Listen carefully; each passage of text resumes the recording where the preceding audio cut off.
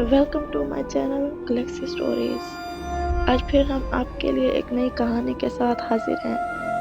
तो चलें कहानी का आगाज करते हैं। कई बार उसकी वालदा ने उसे समझाया था कि बर्तन धो के सोया करे और बिलखुसूस जिन बर्तनों में खाना रखा हो इन्हें ढक लिया करे, जबकि वो बर्तन जिसमें दूध रखा हो कभी खुला ना रहने दे। लेकिन आजकल के लड़के लड़कियां कहाँ इन दकियानूसी बातों को मानते हैं, जब तक उनके अपने साथ कोई ऐसा वाक़या पेश ना आ जाए जिसके सबब वो अपनी तमाम ज़िंदगी एक गफलत की सज़ा भुगतने पर मजबूर हो जाएं। कुछ ऐसा ही हुआ था आयशा के साथ भी। एक रात जब उसकी वालदा ने उसे कई बार कहा कि दूध उबाल कर ढक के रख दे, मगर आयशा तो टीवी पर अपना पसंदीदा शो देखने में मसरूफ़ थी। बिलाखिर उसकी वालदा ने इसे डांटते हुए कहा, उठ के दूध गर्म कर ले, अगर सुबह दूध कच्चा मिला तो इस टीवी समेत तुझे उठा के घर से बाहर फेंक दूंगी। आयशा ने बुरा सा मुंह बनाया और किचन में जाकर दूध को बर्तन में उंडेल कर चूल्हे पर उबालने लगी। अचानक उसके कानों में टीवी शो के अनाउंसर की पुरजोश आवाज़ पड़ी, 20 तोले सोना किस बॉक्स में है, चलिए देखते हैं। आयशा लगभग दौड़ती हुई टीवी के सामने जा पहुंची। दूसरी जानिब उसकी वालदा ने किचन में देखा तो दूध उबल कर बर्तन से बाहर आने को था। उन्होंने फौरन चूल्हा बुझाकर आयशा को दोबारा डांटा, जबकि आयशा के कान पर तो जूं तक न रेंगी और जब तक पूरा शो खत्म न हो गया तब तक वो टीवी के सामने से हिली तक नहीं। शो खत्म होते ही वो पानी पीने की गर्ज से किचन में पहुंची तो एक बड़ा सा स्याह रंग का बिल्ला मजे से दूध चाट रहा था। इतना बड़ा बिल्ला आयशा ने अपनी ज़िंदगी में कभी ना देखा था, मगर बिल्ले से बढ़कर भी एक चीज़ थी जिसका आयशा को खौफ था, और वो थी वालदा की डांट। उसने बिल्ले को भगा दिया और फिर वालदा की डांट से बचने के लिए बिल्ले का मुंह लगा दूध बर्तन समेत फ्रिज में रख दिया। अभी वो बर्तन फ्रिज में रख ही रही थी कि यकदम खौफ से उछल पड़ी।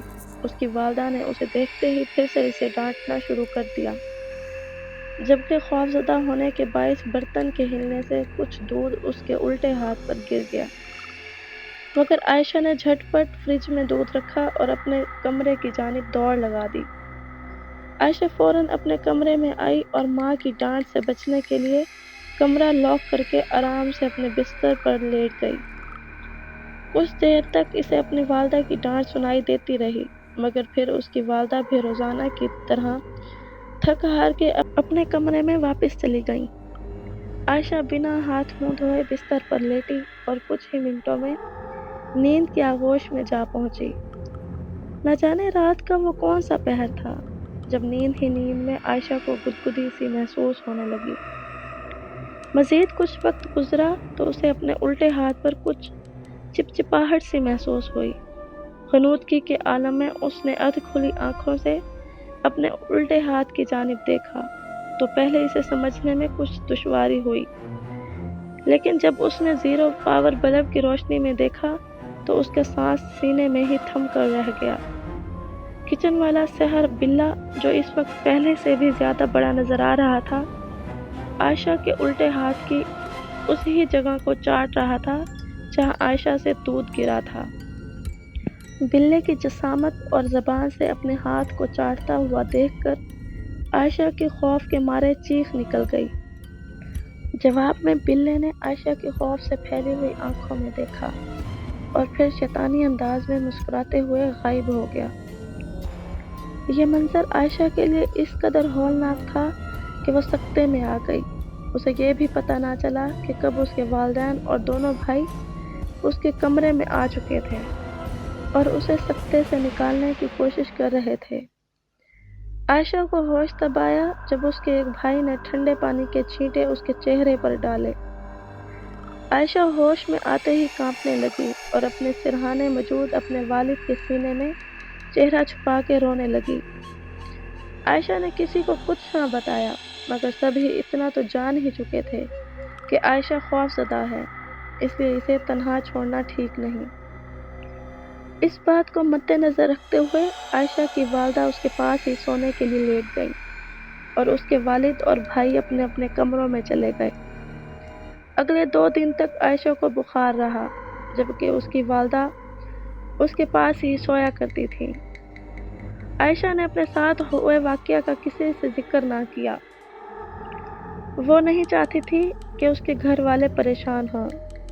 بخار کے جاتے ہی عائشہ بھی بہتر محسوس کرنے لگی اور واپس اپنی روزمرہ کی زندگی میں لوٹ آئی۔ اسے کیا علم تھا کہ اسے کتنی بڑی بھول ہو چکی ہے۔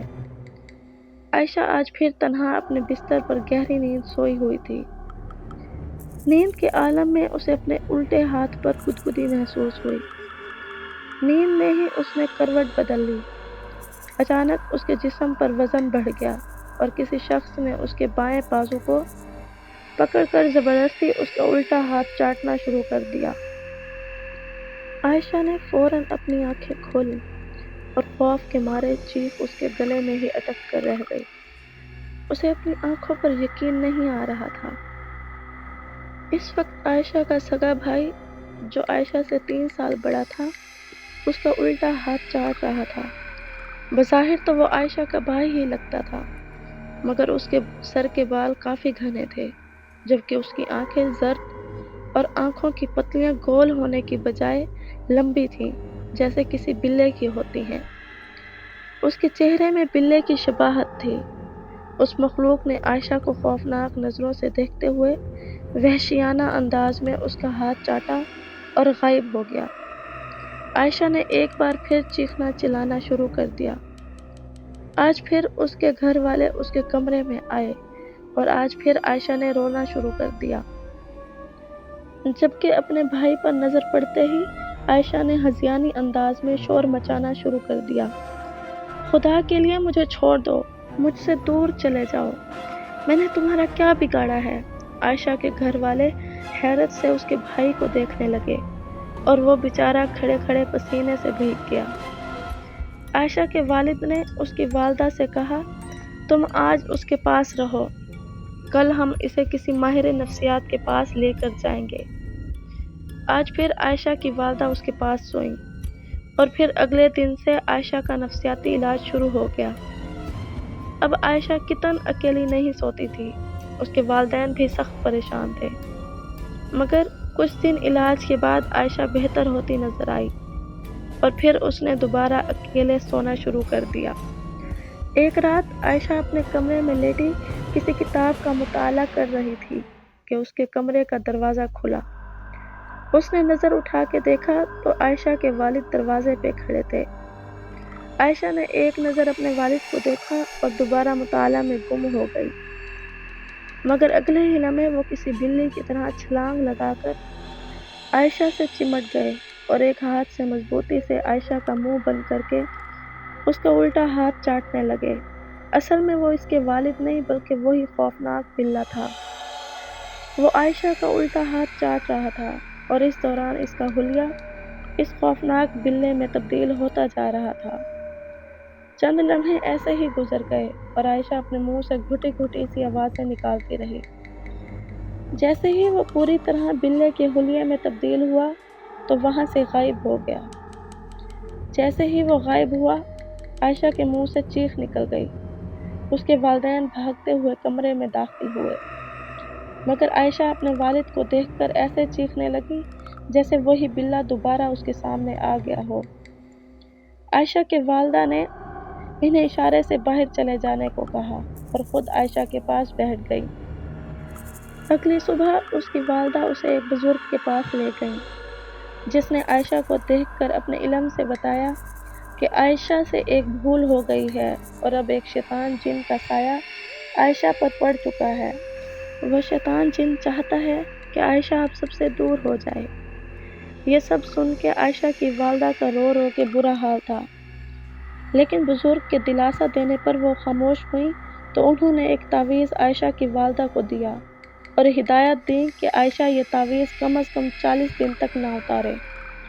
تب تک وہ مخصوص عمل کے ذریعے اس شیطان جن کو قابو کرنے کی کوشش کریں گے تاکہ وہ عائشہ کا پیچھا چھوڑ دے۔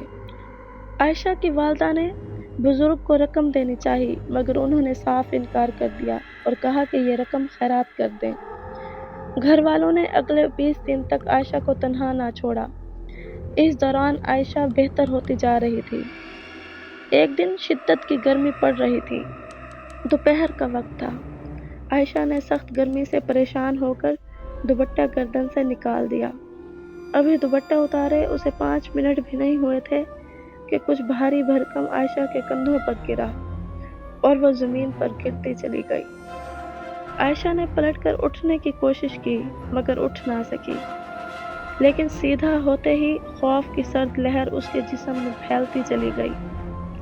اس کے سامنے وہی سیاہ بلّا، انسانی جسامت مگر سیاہ بلے کے چہرے میں بیٹھا، شیطانی مسکراہٹ کے ساتھ عائشہ کو ہیبت ناک آنکھوں سے گھور رہا تھا۔